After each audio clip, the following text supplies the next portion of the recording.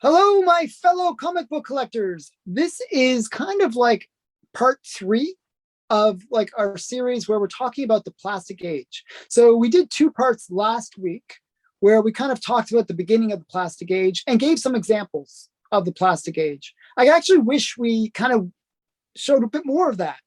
Maybe we'll do that today, where we'll show some more examples of that plastic age and some of the artists. I really like to show some of that. I think Mark has like a ton of comics to show in that. Yeah. But we're also going to talk about the end of the plastic age. What caused the end of the plastic age? So first, I'm going to let Mark show some really great stuff from the plastic age, just to get us in the mood for the plastic age. One of my favorite plastic age events was the death of Superman. This was, so it was an established thing. What we need to do is we need to kill off the established character. We can all go back to number one. Everybody will buy lots of number ones. So they decided to kill off Superman. So I've got here a death of Superman, and it's still in its poly bag. Okay. Good for you. I'm glad you didn't ruin the value by opening the poly bag. Unfortunately, because there are a lot of these made, I've also got one I took out of the poly bag. And you got lots of lovely stuff with it. You got a little wreath, so that nice. You got some stickers came with it. So it was really quite nice. And then, of course, having killed off Superman, we then got a series of comics spread across a number of titles called Funeral for a Friend. So here we've got The Adventures of Superman. Pretty difficult to have The Adventures of Superman when he's dead, but anyway, when he's dead, yeah. There we go. That's it says at the top there, Funeral for a Friend, number one. This spreads across sort of Supergirl and Action Comics and. And then there's also this sort of numbering system here going on. I don't know if you can see. It says number 3 there, and I think this is 3 and an R because it goes across the series. Yeah. And then then we've got this one comes out, which has got The Adventures of Superman 500, and it says on the top, "Back from the Dead?" ? And by the way, there's something special about that book that you're showing. What is it that's so special about that book? Right, so that cover has got a strange thing on it. It's almost like a hologram, but I don't think it's. I think it's. It isn't a hologram. It looked like a hologram. I think it's. I think it is a hologram, but it's not a very good one. And that's very 90s. Is my point. That hologram thing. It is, right. So that's actually Adventures of Superman 500. And then, of course, lo and behold, Rebirth. Yeah. Well, that was short-lived. His death was very short-lived. It didn't last very long, did it? But we sold a lot of comics, Alan. Yeah. So I'm not sure if I have the Death of Superman. I might. It's a weird comic that I don't have. I have the white polybagged one. Yeah. Okay.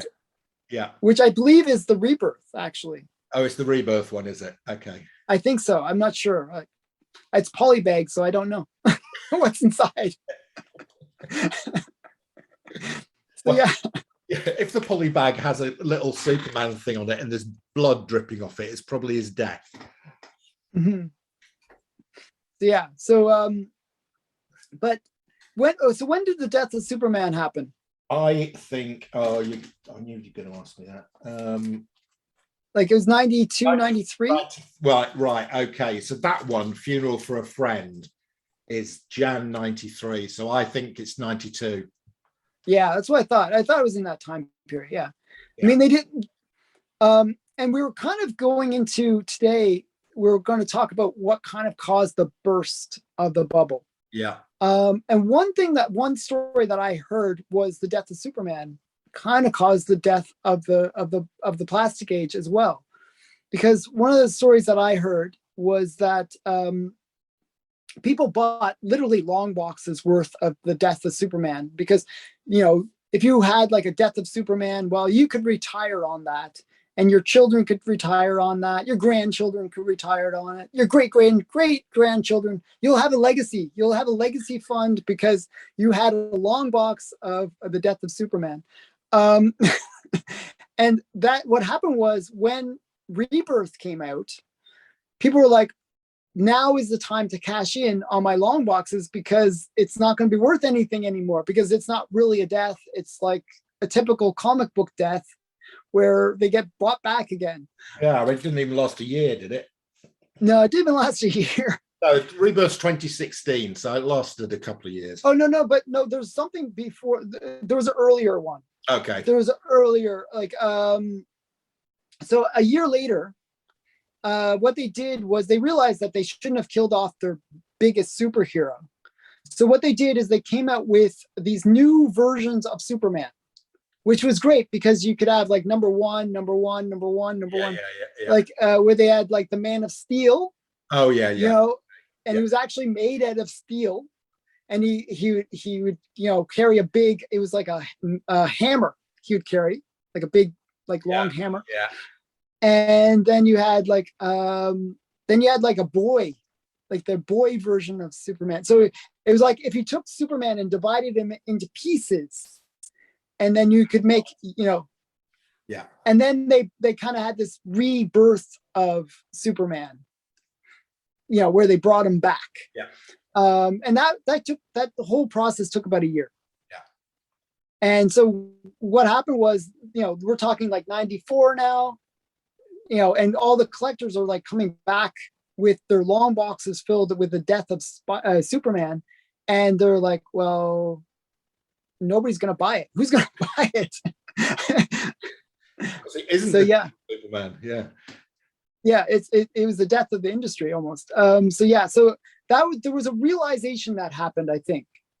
And one thing collectors do not like to have happen is they do not want to realize that what they've collected is worthless. And once you have that almost like intrinsic uncertainty in the market gets very, very shaky. And I think that was one of the stories that I heard was that the death of Superman kind of brought out that shakiness in the industry. Yeah. Yeah. And we were talking about another reason. And I think you were talking about this before we recorded this video. That I thought was really great, where we were talking about the mom and pops. Oh yeah, okay. So what happened is all these people had started up because, as Alan said in our last video, you could start up if you were spending $300 a month on comics, you could become a retailer. So there was a huge increase in the number of comic stores. I think it went up to 10,000 or even a bit more. And all these people really just didn't understand business very well. And so when there was all these 8 million copies of X-Men 1 and goodness knows how many copies of Superman, Death of Superman, these little retailers were buying large quantities of them. They couldn't return them. They were sitting in the back of their comic shop, and effectively it was tying up their money in stock. So a lot of them started to go out of business because they ran out of cash, because all their money was tied up in worthless comic books, where there had been millions printed that they couldn't return and get their money back. And they started going out of business. And so the number of comic stores went from 10,000 plus down to something like 3,000 or 4,000 very quickly. Mm-hmm. And obviously that had a huge effect upon the publishers because, all this, it was now virtually all a direct market.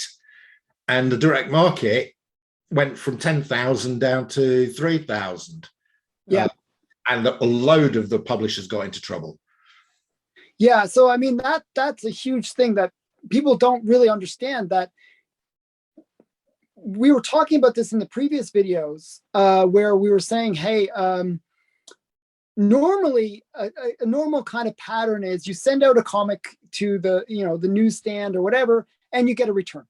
You get Yep. Not all of them would sell, and they would basically rip the comic and then return it, and then they wouldn't have to pay for those comics. And that system was good for the newsstand because then they didn't have to pay for anything that they didn't sell, but bad for the publisher. And when the market went to direct, Well, they didn't have those returns anymore. And that was huge profits, because if you could just publish whatever crazy number of books you wanted to create, like 1,000,000 of them, well, that's huge profit.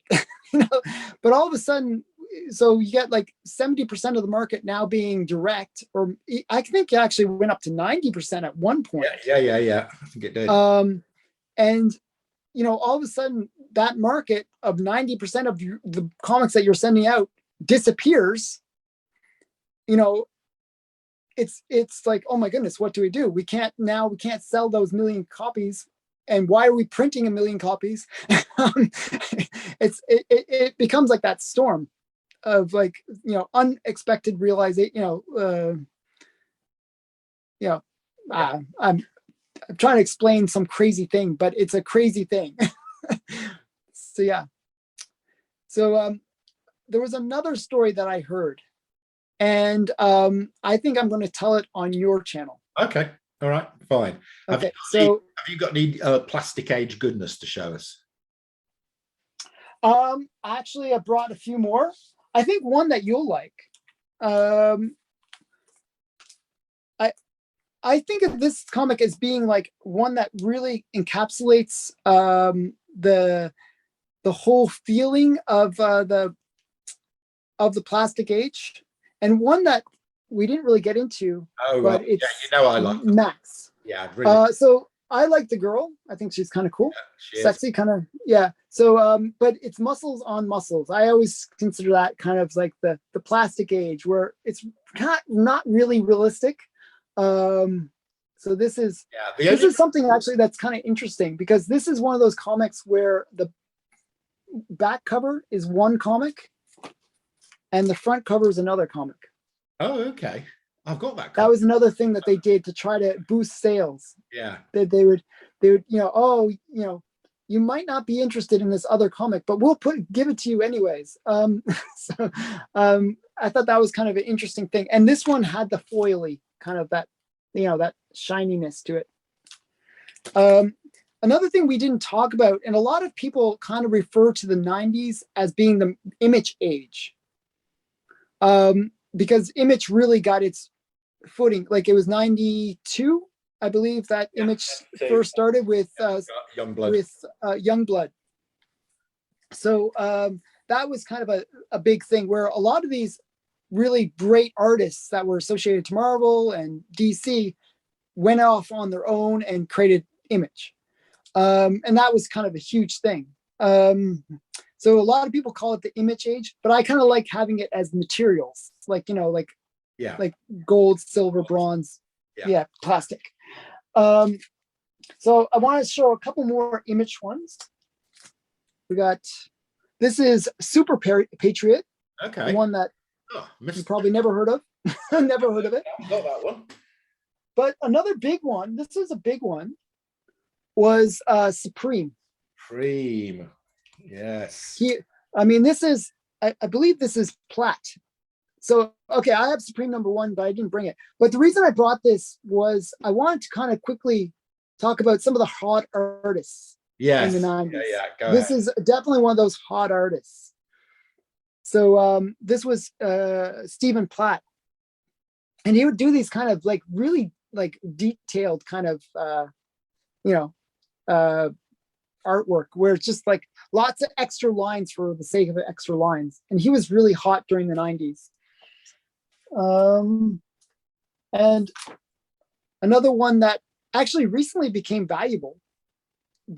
Some 90s comics actually have some value, not much. Yeah. Maybe it went from dollar bin to like $2 bin. Yeah. It moved up. Was this one? Oh yeah, well they made a movie of that, didn't they? I've got that. Yeah. So this one kind of became hot for a little while. Yeah, and then it fell back. I think you can pick this up again for about $10. Yeah. It went up to like 30, 40 at one point, I think. It's very exciting. Very exciting. Very exciting. I was going to retire. I have like 2 copies of this, so I got that extra copy just in case. Was it Van Diesel played Bloodshot, didn't it? I haven't seen it. I haven't seen it, so I don't know. The funny thing is, if you watch the trailer, you'll enjoy it. You think it's going to be a great movie And the trailer is actually all you need to watch. You don't need to watch the rest of the movie because the trailer basically summarizes the whole movie, but it summarizes it better than the movie does. So yeah, the trailer is all you need. So yeah, not a great movie. Sorry. Okay. Okay. So we'll kind of wrap it up at that. And we're gonna get more into some of the stories and some of the like things that I've heard on Mark's channel, and maybe show some more artists and more comics from the Plastic Age. So thanks, Mark, again.